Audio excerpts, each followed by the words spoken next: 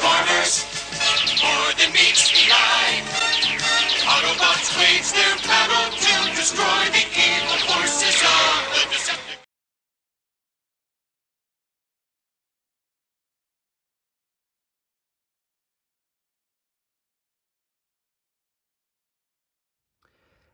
Hello everybody, this is Toys R Us. For this special figure showcase, we're going to be having a look at the new Transformers Netflix War for Cybertron Maximal Optimus Primal. So, as you can see, this is a brand new figure. So what we're going to do in this video, we're going to unbox him live in a second. We're going to have a look at everything that comes inside the packaging, even the bonus little figure there as well. We could then have a real detailed look at him in both modes to help you decide how you want to display him. And then, of course, we'll do some obligatory comparisons with him and the other figures as well through the Generations series. So, as I've mentioned, this is a new figure. And as I've also mentioned, it is a Netflix exclusive. So, this means here you can see we've got the brilliant War for Cybertron trilogy artwork, but because it's Netflix, they've used just the colours of the red, white and black. It's a great piece of artwork. And then if we spin it around at the back, we can see that Optimus Primal is going to take 34 steps to transform. And then the bonus additional figure is Rattrap. I believe this sort of size figure is now known as a core class, so we're going to have a look at that as well. And then just before we get into the packaging, we can see the bit of artwork on the outside. So there we go. This is classed as a Voyager class figure, but it's a little bit more on the price point because they put an additional figure in some of the other Voyager class figures. They put two battle masters in, whereas with this guy they put, as I say, he looks like he's the equivalent of what's known as a core class figure. So we'll have a good look at him as well.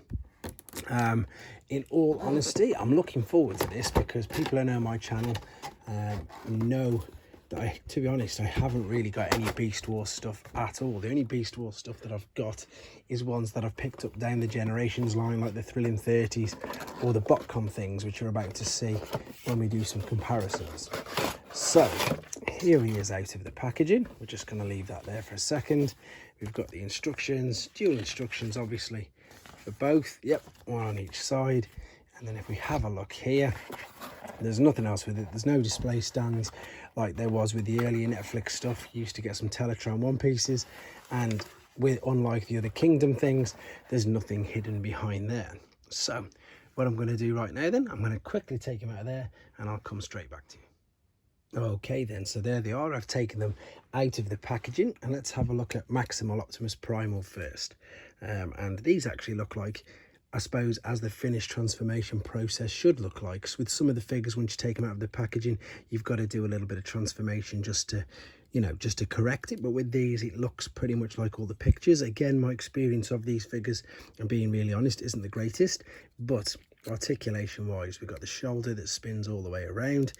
Does it move? Yes, it does move out. Again, these are new, so they are quite stiff.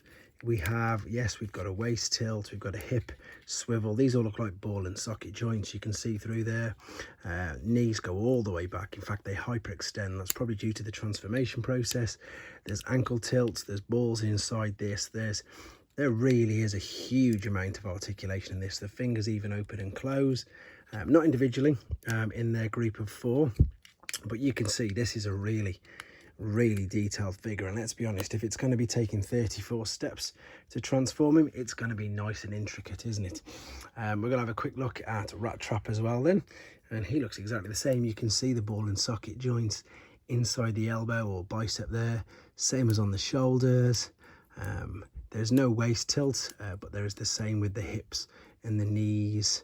And there's a bit of an ankle tilt there. Yes, there is. There's that's that's a lot of articulation in honesty, but it's quite a bit of detail on such a small figure. So there we go. We're going to come back and look at them in more detail in their robot mode after.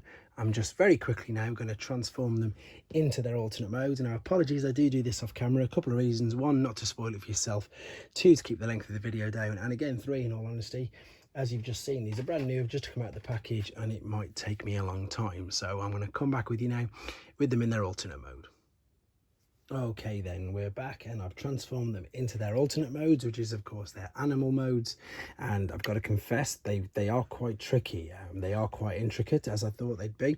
It could also be the fact that I'm obviously not even able to practice. I'm completely new to transforming the beasts. Articulation wise though, it's stunning. You know, it's everywhere again. All the shoulders, all the joints in the knees, the elbows, the articulation's brilliant. And to be honest, it does actually look really good. I'm very impressed with that. I'm very impressed with the way that everything sort of tucks away nicely. It's all hidden. You can have him crouched over, you can have him in loads of different gorilla poses. In all honesty, he does look very, very good.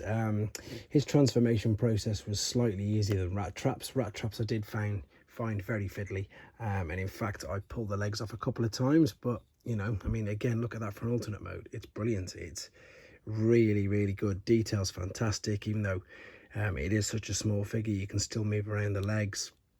These are unfortunately fused, as you can see, but it is only a core class figure. You can still move the feet and everything there, but again, looks really good. You can actually attach the gun as well. See, there's holes here on the side of his legs, so you can literally pop that if you wanted to on the side of the leg as well. So that's a good way of putting that on there if you wanted to carry it. But there you go. They are on the alternate modes, and yeah, quite impressed, to be honest. Intricate transformations, quite fiddly, quite picky. Again, another reason why I didn't do it on camera. Apologies for that. But yeah, very, very clever, as we are coming to expect now from all these newer figures. Right, we're going to go back once again for them in their robot modes, which is how I'm going to leave them displayed. We'll attach all their weapons to them again, and we'll do a couple of comparisons. Okay then guys, we're back, and they're back in their robot modes, and this is the way that I'm going to be displaying them. So there's just a couple more things I need to show you, and then of course we're going to do the comparisons. So the transformation process, again, it is quite fiddly. Apologies for not doing it on camera, but it would have took me an absolute age, and I didn't want to put you through that. So you can see there we've got a little, I suppose it's like a dowel, but it's not a dowel, it's a tab, and there is a hole, and we can attach his gun, and that fits really, really snugly on the back there. So I suppose you can still display him and keep all his parts safe while he's in robot mode. But if he's in robot mode, he's got to have his gun, really, hasn't he? So let's pop the gun in there. That is quite stiff. It is such a good job. These are ball and socket joints, to be honest, because especially with the fact that these sort of figures are new to me. As I say, I did pop the ball and socket joints out a few times. Right, back to this particular mode then, and here's his brilliant, which I haven't shown you yet properly, to be fair. Here's his brilliant dual axes, and we can actually attach these to the back of him. So again, we've got tabs here. Oh, there's a bit of a plastic stress mark there, but we've got tabs either side of the main blade, and then on the side of him you can see we've got a cutout there, so we can literally just put these in the back like so. So again, he can still carry all of his accessories, even if you don't want him to hold them. I think that looks kind of cool with that up the back there as well, to be honest. But of course, let's put them in his hands. But there's something else that I didn't show you beforehand. You can see there's a little box there in his forearm. If you press this, this will actually lift out some other guns that come out of his forearm just there. Same on the other, and like so. So now if we put his swords in his hands, these are so stiff, obviously, because they're new figures. I just want to do them carefully without pulling it all apart. There we go. Clasp that in his hands and do the same on the other side. So yeah, oh, that clicks in. That was probably an easy way of putting them in, to be fair. So there we go, armoured and powered up, looking, I'm sure you'll all agree, really good. So let's do a couple of comparisons then.